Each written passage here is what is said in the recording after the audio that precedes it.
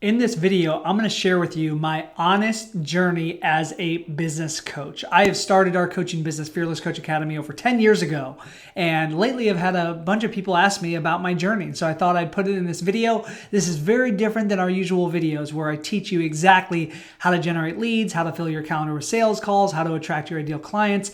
If you want to learn those skills, then go check out the other videos on my YouTube channel. But if you want to know a little bit about my backstory so that you avoid the mistakes and failures that I've made, then grab a cup of tea or a cup of coffee and I'll share the journey with you. So as I said, it's been 10 years, actually coming up on 11 years since I started our coaching business. Now, when I started, I wasn't coaching coaches. I wasn't a business coach because at that time, I hadn't gotten results for myself. I didn't understand marketing and sales and systems. I was just some brand new coach who wanted to help people. So instead, I started a health and fitness peak performance coaching business. I would work with these very successful corporate executives, entrepreneurs, business owners to basically get fit in less time, to commit to daily habits so that they had the clarity of thought, the energy, and the courage and discipline to crush all the other goals in their life. Now, I know that may sound broad to you right now, and to be honest, it was. I talk a lot today about the importance of niching down and the importance of solving one specific problem. And the problem was I wasn't clear on what that problem was. So if you can relate to that, let me know and give me a comment below. But let me keep diving in and take a step back further, even before that, because I didn't start my career as a coach, and I don't expect you have either. Most coaches get into coaching because of some really powerful personal life experience that shifts our value system, that shifts our perspective. Because for me, I started my career in investment banking of all things. I actually graduated from Ohio State. You can see the football behind me right there. Go Bucks. I graduated from Ohio State with an undergraduate degree in finance. And I moved off to Chicago, Illinois a week later and started to work in an investment bank. And I was working 80, 90, 100 hours a week for a couple years and then transitioned into buy-side private equity. I worked for a private equity fund where we would buy and sell companies. And that was my journey. And it was, although very educational, I learned a lot. I made a lot of money. It was something that I was absolutely miserable at. And I remember feeling so discouraged and defeated going into the office every single day, feeling bored, feeling like I wasn't living my life's purpose, wanting more. And no matter how much money I made, it didn't matter. I was this monkey chained to a desk, crunching numbers in Excel all day long. And again, for some of you who have a finance background, you may love that. But for me and my personality, I hated it. I despised it. But the problem was my family approved of it, and so did society. It was a lucrative career. It was very attractive, right? And even though all these things were true, it was something that did not bring heart and meaning to my life. And so that's when I started to look elsewhere. And I didn't start my coaching business in that moment because I didn't have the courage. I was into personal development, but I didn't know who I could help and what I could help people with. And so I ended up going through a 4-day seminar with a company called Lifebook. Some of you may have heard of what Lifebook is because they're super famous now. They're one of the best personal development programs on the planet, in my opinion. And I went through as a client. I met with their director of admissions. I went through their 4-day seminar in Chicago, and it completely transformed my life. And that's what got me into the world of personal growth. And in that moment, I decided this is what I want to do with my life. I didn't know how. I didn't know if it was a speaker, an author, or a coach, but I knew I wanted to help people. I wanted to change lives. Maybe you could relate to that, whether you're a business, health, life coach, whatever it is, relationship. You probably got into this because you want to transform other people's lives and make a good living doing it. And so I started my journey there by basically knocking on this company's door, refusing to let them shut me down and turn me away and say, listen, I will do anything that you want in this company. I will sweep the bathrooms. I will do sales. I will do marketing. These are the skills that I have. I have a finance background, but whatever role you need, I'm willing to do it. And that's how I started my foot in coaching. So one takeaway for you is that I didn't start by launching a coaching business. I started by working for an established coaching company. And I'm not saying that's the right way. It was just my way. But that's what allowed me to develop the skills as a coach. For 3 years, I worked for this company. And I started as a salesperson, and they taught me sales, which is, in my opinion, the most valuable skill to learn as a coach. Because if you can't enroll clients, then you can't help anyone, can you? So I got trained in sales. I was actually learning by some incredible people in my network, and I learned about sales there. As I grew, I became one of their coaches, and I was coaching their clients, and I was developing these skills to facilitate transformation. And I also learned a lot about marketing, direct response marketing, copywriting, lead generation, all those things that Lifebook needed at the time to generate more clients. And although I was feeling fulfilled because I was doing something that was much more aligned with my value system, I recognized that I was still building someone else's business. It wasn't my own. But I was scared to go off on my own and start a business. I'd worked in investment banking and private equity. I've worked in corporate, right, in my career. I worked and I was accustomed to a job that had a salary that had benefits. Now, this company, paid me mostly through commission, but I still had a salary that I was afraid to leave. And it wasn't until about 3.5 years of working with this company that my focus got diverted. I wanted to build a coaching business, but I was too terrified to leave. So I had one foot in one door and one foot in the other. In other words, I wasn't producing the value I needed to at Lifebook, and I wasn't producing the value I needed to at my coaching business, and I ended up getting let go and getting fired. And it was terrifying because at that moment, I didn't have a lot of savings. I didn't have a strong skill set, or so I thought, to build a business. And I had a choice to make. I could retreat back into my comfort zone, and I could tap my network and find somebody who I knew in finance and go get another job in that industry and get paid really well and live in Chicago and do all that.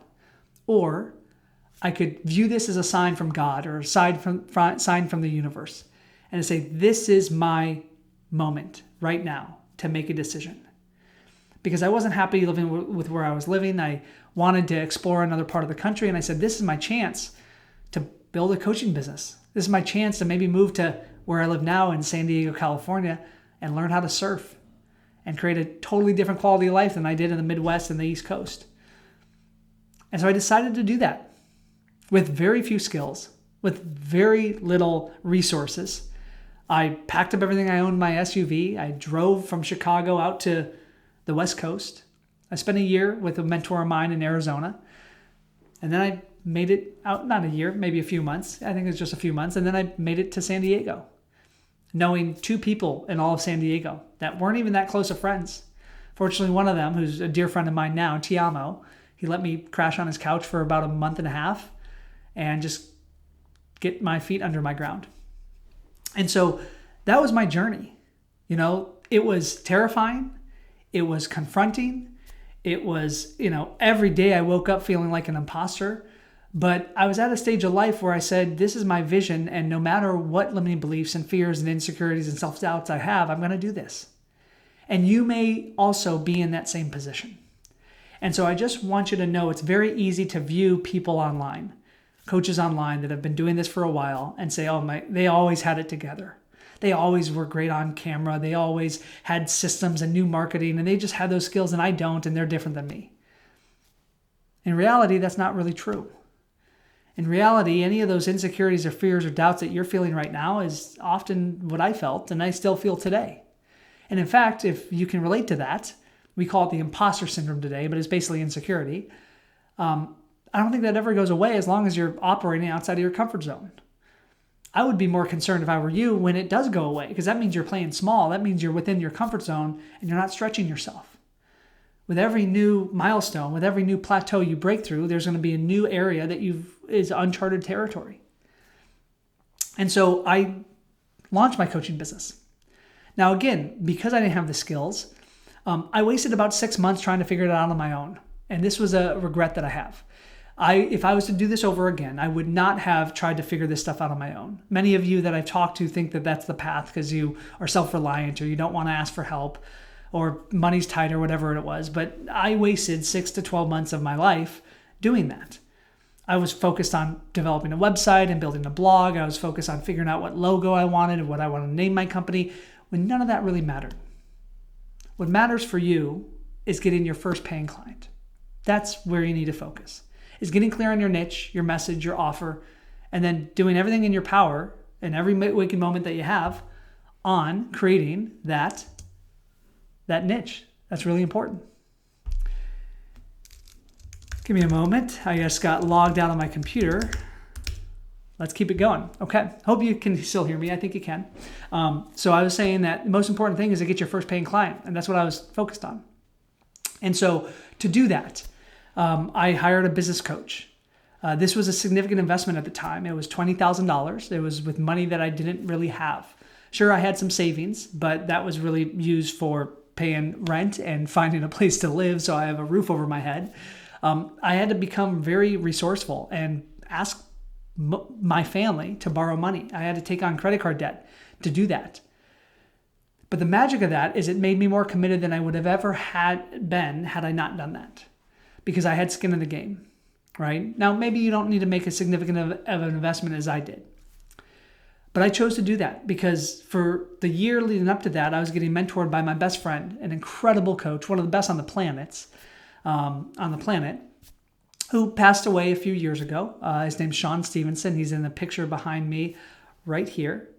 Can't really see it, but he's back. He's there on my back. And I learned a lot from him, but he was my best friend. He was a friend-tor, not a mentor.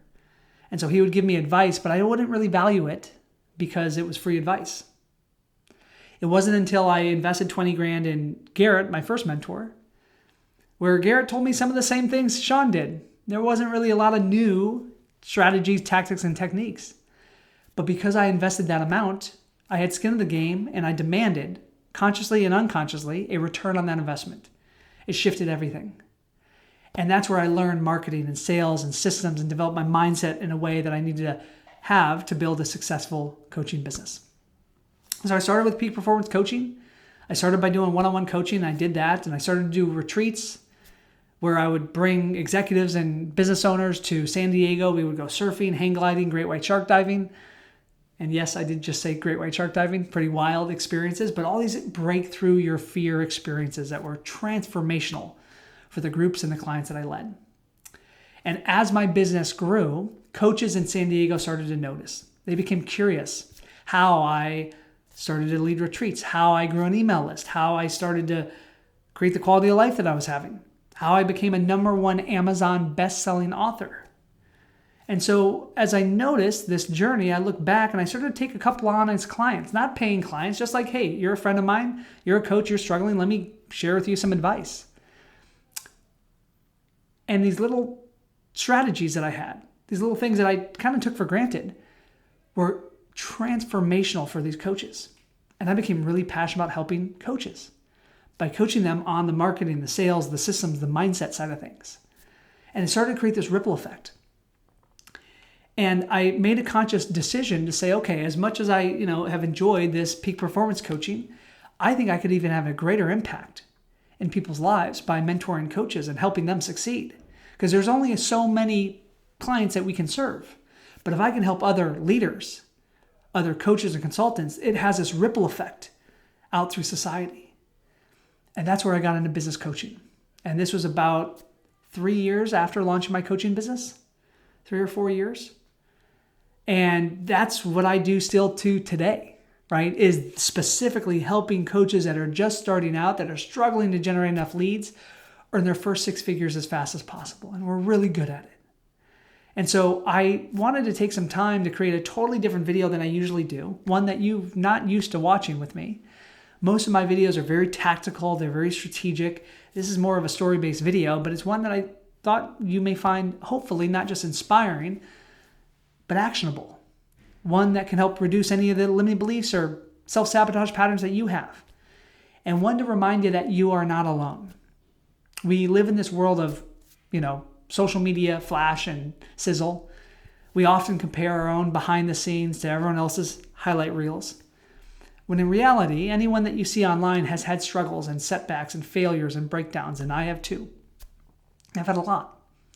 And you will as well. And if you haven't, you're going to. And the decision I invite you to make right now is not to think about how to avoid those things, but how to face those things and in fact fail faster. come to those breakdowns and those failures and those setbacks faster and extract the lesson and then keep moving. Because that's the only difference between the successful and the ones that are struggling, is that the successful have just decided not to quit. So don't quit. You may just be starting right now and you're like, why would I even consider quitting? But maybe you've been in this game for a while and you're questioning whether this is the right path. Don't quit. If you put in time and effort into this, the only thing that's different is time. Now, yes, you've got to find the right information. You've got to work with the right mentors. You've got to build the right skills. But don't just give up because it's hard. That's why not everyone builds businesses. That's why most businesses fail. So I hope this was useful to you. As always, if you ever want support from us, that's what we do, is help coaches launch and scale their business. There's probably a link somewhere in my description where you can book a call with us and we can explore it for how we can help you. But I wanted to share a little bit about my story so that it inspires you, and say that I appreciate you watching these videos. I'm going to continue to share the actionable strategy, tactical stuff with you, but I'm also going to share from time to time a couple of these longer videos with some story-based lessons that I think could be really useful for you. So I appreciate you being a part of our tribe. My name is Peter Scott, reminding you to be here, act now, and fear less.